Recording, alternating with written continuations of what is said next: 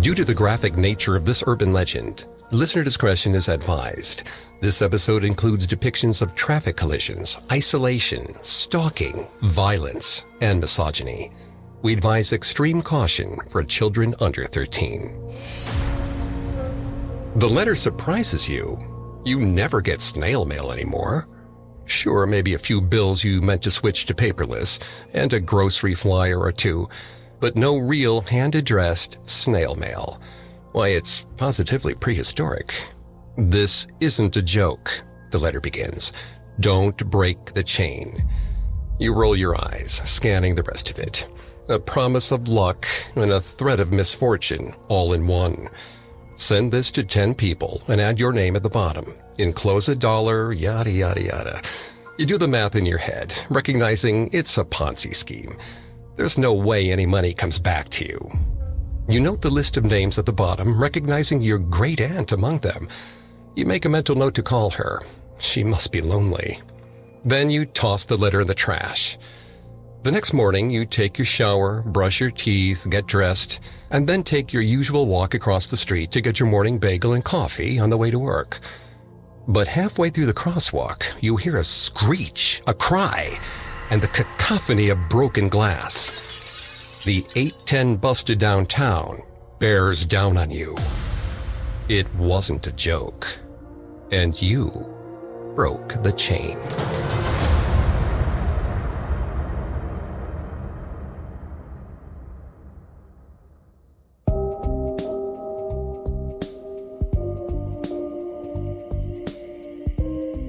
Welcome to Haunted Places, a Parcast original. I'm Greg Polson. Today's episode is part of our Urban Legends series. Every Tuesday, we explore those chilling stories you hear secondhand, the kind that seem made up, but contain a kernel of truth. Urban Legends is only on Spotify, so keep listening here to never miss an episode.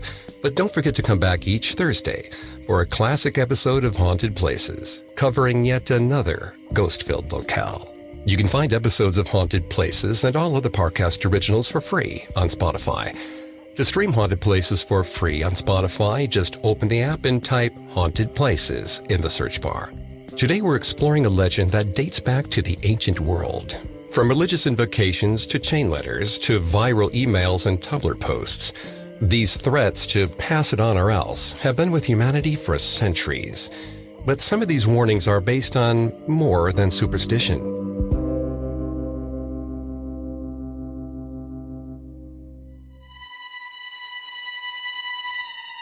Folklorist and independent researcher Daniel W. Van Arsdale describes chain letters as documents that advocate their own perpetuation.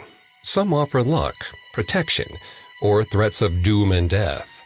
Others spread sad tales about people in need who seem to disappear as soon as the money hits their bank account. It's easy to laugh about chain letters. A message written in block letters, font size 24 or bigger. This is not a joke.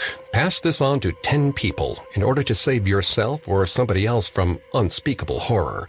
Or just send $1 to the address of the person at the top of the list and add your name to the bottom to get $8,000 in return. What's the risk? It's only $1.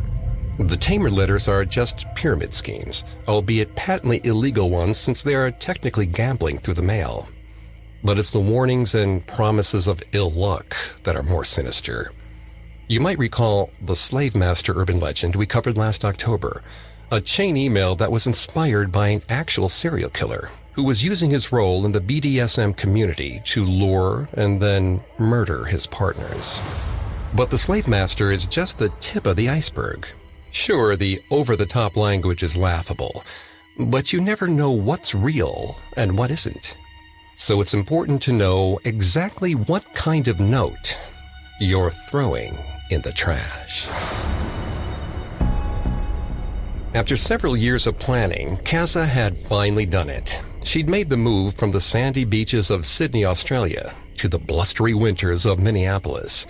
It wasn't full of glitz and glamour like on TV, but she did love the winter storms and central heating.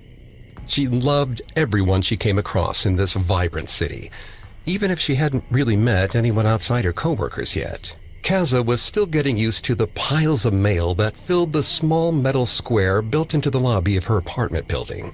The countless slips for takeaways and ad campaign flyers were overwhelming. But there was something else nestled within her bills. A small square envelope with her name handwritten on the front. The person had even taken the time to spell out her nickname instead of Carol, the dull name she was born with. It was special to get a letter like this. There weren't a million postage stamps on it. It hadn't come from Australia. There was no return address either. She wondered if she had a secret admirer, or if one of her co-workers enjoyed old-fashioned correspondence. Kaza loved the thrill of opening a letter, even if it turned out to be something boring. It was a little mystery until you lifted the flap and tore open the paper. She drummed her fingers along the edge of the envelope as she walked down the hallway and up the rickety staircase that had seen better years. Kaza unlocked her door and threw the non-important mail into the bin.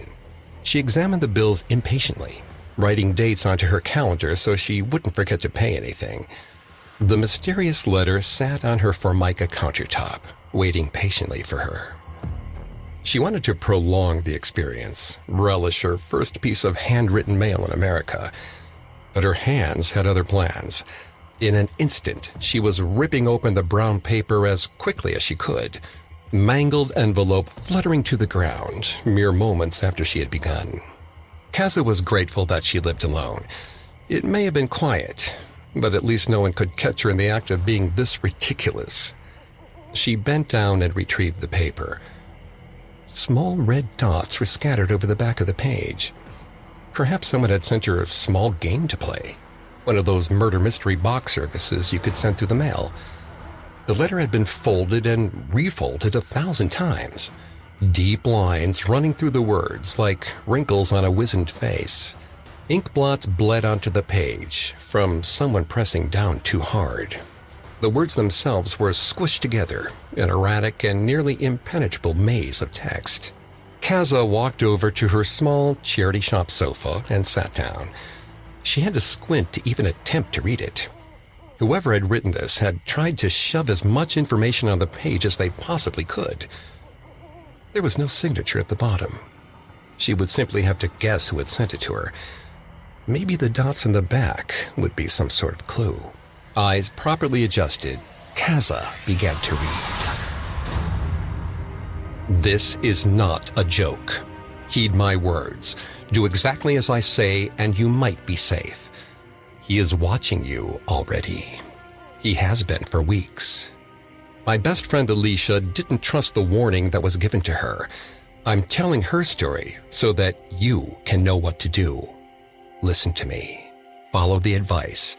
It's the only way to get through this. A sense of growing tightness rose in Kaza's chest as she read. She rubbed at her clavicle, trying to ease the tension. She wasn't sure she wanted to keep reading, but she'd already started. She had to keep going. Alicia got a letter from a concerned citizen.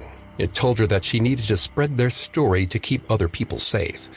He was already watching her. I should have protected her.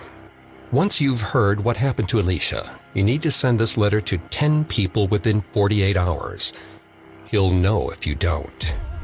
Right now, all he wants is for people to be more careful, but those that don't listen to him end up dead. She had too many questions. Who was this mysterious man? And if he wanted to be known, shouldn't he leave a name with people? Some ominous handle like the Mailbox Killer? How did he know who had sent the letters? Was that why he watched people? To make sure they did exactly as they were instructed? She fought the shiver that raced down her spine. Her new world, which had seemed comfortably small only moments ago, was starting to grow much bigger.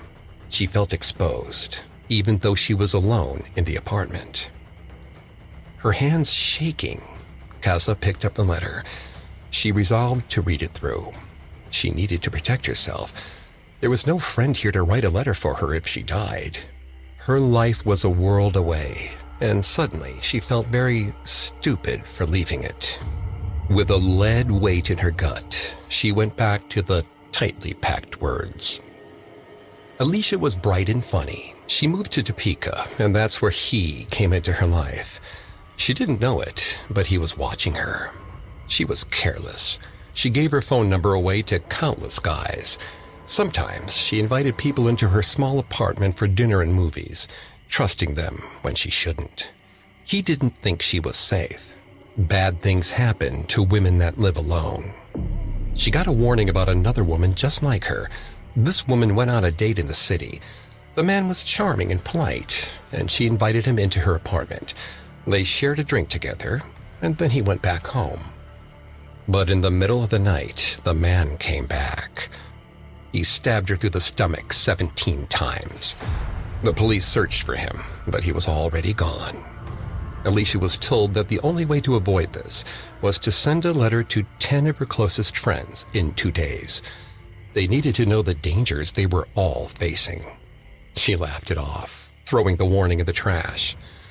2 nights later, she told me she had a date with a new guy she met. He was unlike anyone she'd ever known. I wished her good luck as she got ready. She said she didn't need it. It was 3 days before they found her body. The neighbors started to notice a smell, so they called the police. The door had been bolted shut from the inside. When the police finally broke the door down, they saw Alicia, blue and bloated, with blood soaked into the floor all around her. She had 17 stab wounds in her abdomen.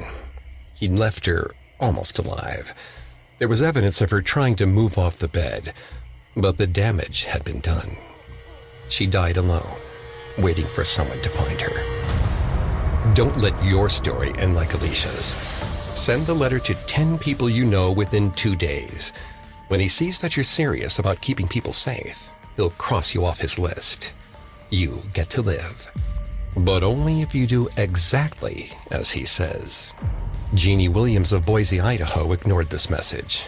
She was found 2 days later, face down in a pool of her own blood.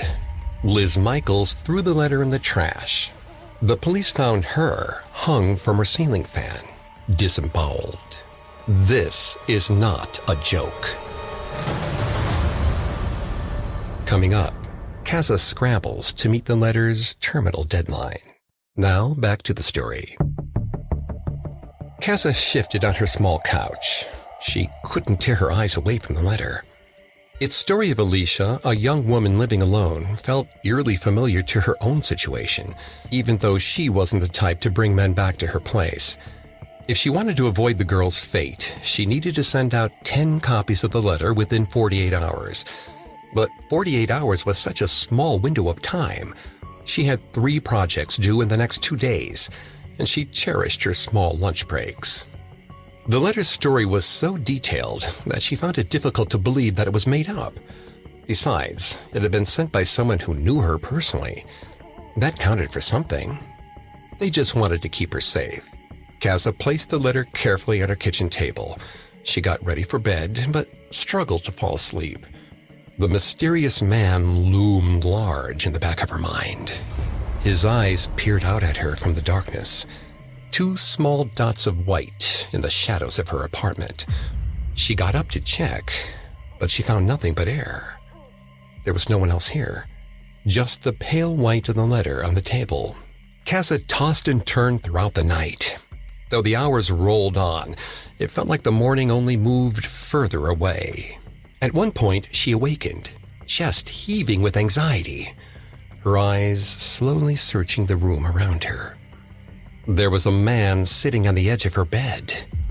Terrified and unsure what to do, she screamed at him to go away. But he didn't react. He simply stared at her, through her, as if she'd be gone soon. She blinked and he disappeared, fading into a pile of dirty laundry by the bedside. She told herself that she was just sleep-deprived. The letter had curled its way into her brain. She couldn't shake it. Like a macabre security blanket, she looked to the table. Kaza wanted to hold it one more time, feel the texture of the paper against her hands. Maybe she could decode the red dots on the back. The paper was gone. She had work in an hour. If she spent too much time looking for it, she'd be late. Casa sorted through couch cushions and crawled around to the floor of her tiny apartment, but she couldn't find the letter. She checked the bin for the envelope. All of her trash had been emptied sometime during the night. Had she taken it out herself? She'd have remembered, wouldn't she? Her apartment door was locked from the inside. It had to have been her. After looking one more time in the kitchen and the living room, she headed to work. Her heart was racing throughout the commute. She couldn't possibly copy the contents if she didn't have them anymore. When she arrived at the office, Casa interrogated her coworkers. No one would admit to writing the letter. A secretary in the office came over to Casa during her coffee break and asked if she was in trouble. Casa didn't know what to say. She couldn't explain her situation when she didn't even have the letter to prove it. All she really had were dreams and bad feelings. Still, she couldn't bring herself to say no. Not when her life might have been on the line. Casa answered as genuinely as she could, saying she wasn't quite sure. Every stray sound in the office made her head jerk. Her back ached from the tension she was carrying at her shoulders. She had a day to make this right. The secretary reassured her. Someone was only trying to scare her. Americans were mean that way sometimes. Morbid. Casa nodded her head and tried to look brave. When work ended, she trudged back to her apartment. She walked up the stairs slowly. A small creaking sound came from behind. When Casa turned to look, she didn't see anyone there. The faintest whiff of cologne tickled her nose. She waved her hand through the air, clearing it. Now she was just imagining things. No one had been in her apartment. It would be all right. She was safe. Even if she couldn't remember the contents of the letter, she would refuse to accept any offers of a date that came the next day. The other women had been undone by allowing a stranger in. She wouldn't be so careless. Casa entered her house and left her keys on the countertop. She scoured the apartment for the letter one last time. Nothing. Unsurprised, she sat down and began to write out an approximation of what she had read. She was telling the tragic story of Amy. Or was it Allie?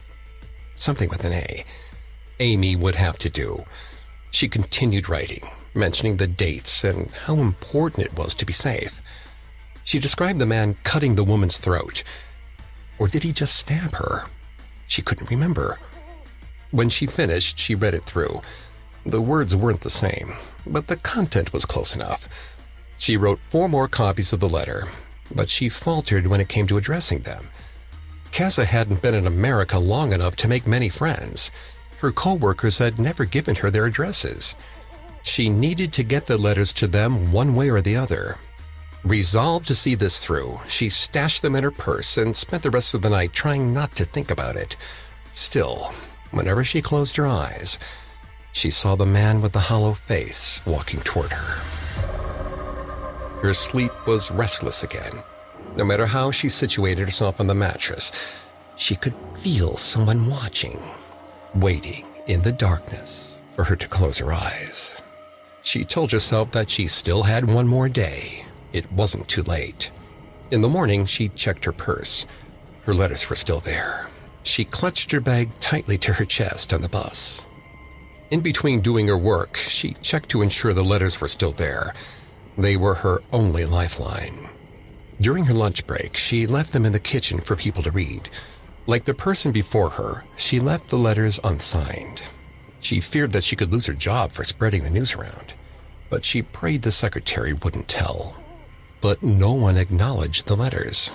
Before she went home, she checked one more time. All 5 of them sat untouched on the counter. It made her uneasy that no one had taken them, but the first writer had never specified that someone had to read them, only that she had to send them out. The same cologne greeted her on the staircase of her building. The lack of sleep was starting to wear on her. She bolted up the rest of the stairs and locked her apartment door tight. Casa saw faces everywhere, over her shoulder as she brushed her teeth, underneath the kitchen sink as she rooted around, looking for a weapon she could take to her bed. She couldn't escape, no matter if her eyes were open or closed. He was tormenting her. But she'd done the work. She should be safe. The wrench she hid under her pillow was just a precaution. Besides, no handsome stranger had asked her out. Her eyes drooped. She needed rest. Her nerves had been stretched thin under the stress of all this. Casa stumbled to her bed and fell into a dreamless sleep. She didn't hear the footsteps creeping around her apartment. She didn't get a good look at the man's snarling face. She could barely open her eyes as she felt the plunge of steel into her abdomen, over and over and over. 5 times for the 5 letters she failed to send. 5 more for the others that hadn't been received. Her hand slid limply away from the pillow as the life faded from her eyes. She had never even reached for the wrench. The man sat down at Casa's countertop and started writing another letter. This is not a joke. The power of chain letters rests in the past repeating itself. Their horror is cyclical, but so is their promise. The riches or dangers offered there are no worse than what has happened to others if they continued or broke the chain. The first is an invocation of prayer or other supernatural influence.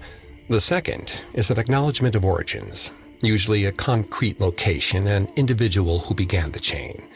The third and fourth are success and punishment stories, indicating the possible outcomes of obedience or disobedience to the letter's demands. The letter ends with an instruction and promise. How many copies of the letter to distribute within how many days? One can now find the chain letter format being distributed by post, fax, email, text message, or other forms of social media like Twitter, Facebook, Instagram, and Tumblr. But these so-called texts that encourage their own propagation are much older than that. Researcher Daniel W. Van Arsdale begins his extensive collection of chain letters with a selection from the ancient Egyptians' Book of the Underworld. The man who shall make a picture of the things that are to the north of the hidden house of Tuat shall find it of great benefit to him both in heaven and on earth. The man who knows not this picture shall never be able to repulse the serpent, Nahahara. The text indicates that the reader must replicate and publicize the imagery of part of the realm of Osiris if they hope to escape the massive serpent, Nahahara, who waits to devour unwary souls. Van Arsdale points out that many religious texts, from Buddhist sutras to medieval Catholic illuminated manuscripts, include a promise of good fortune for any who extend the reach of the text by word or in print. By the 6th century CE, invocations known as Himmelsbrief, or Letters from Heaven, were making their way around Europe and the Middle East. These letters claimed to be of divine origin, offering protection from all means of weapon, war, and pestilence, if the message was copied and passed on by messenger. But the oldest documented chain letter in the modern sense is a letter from 1888, where a Mrs. George O. Haman requests that the reader send a dime to her in order to educate the poor whites in the region of the Cumberlands. As one might expect, the actual beneficiary of these types of letters is rarely who the letter claims. This is an issue that is also found in so-called money-generating, or something-for-nothing letters, where the reader may send a small amount of money to a recipient at the top of an enclosed list and add their own name before passing it on. But the threats of ill luck in chain letters have become far more ominous and far more specific as urban legends began to take greater hold in the United States in the mid-20th century. The letters began to incorporate frightening and tragic tales of their own, making the supernatural threat more concrete, often through the telling of other urban legends. An example collected by Scientific American in 2014 tells the story of Carmen, a young girl who was killed when she was pushed down a manhole by bullies. Now she stalks those who don't tell her story from beyond the grave, rising from toilets, showers, and storm drains to drag people into her sewer. This disturbing story is a potent example of what anthropologists call crazed killer letters. Crazed killer letters are very popular with prepubescent girls, like the legend of Bloody Mary. These letters claim to have a dangerous viral quality. By hearing the story, you become a part of it, watched by a malevolent force until you pass it on to someone else. These tropes might sound familiar to viewers of the Japanese Ringu franchise and its English-language adaptation, The Ring. In an era where the threat of fate or divine intervention has lost its power, it makes sense that contemporary chain letters would rely on fears from urban legends and true crime to maintain their influence. Many of the letter's manipulations are transparent, appeals to empathy for a tragic victim now turned monster, victim blaming for the recipient, and a guilt trip targeted at protecting others. So feel free to ignore them. But sometimes, chain letters warn against real-life threats, like the serial killer who went by the handle Slave Master. Do you really want to take the risk of bad luck or an early grave? You don't even have to copy out the letter and send it on anymore. You can spread the story with a simple click of your mouse. And where's the harm in that? It's not like it's life or death.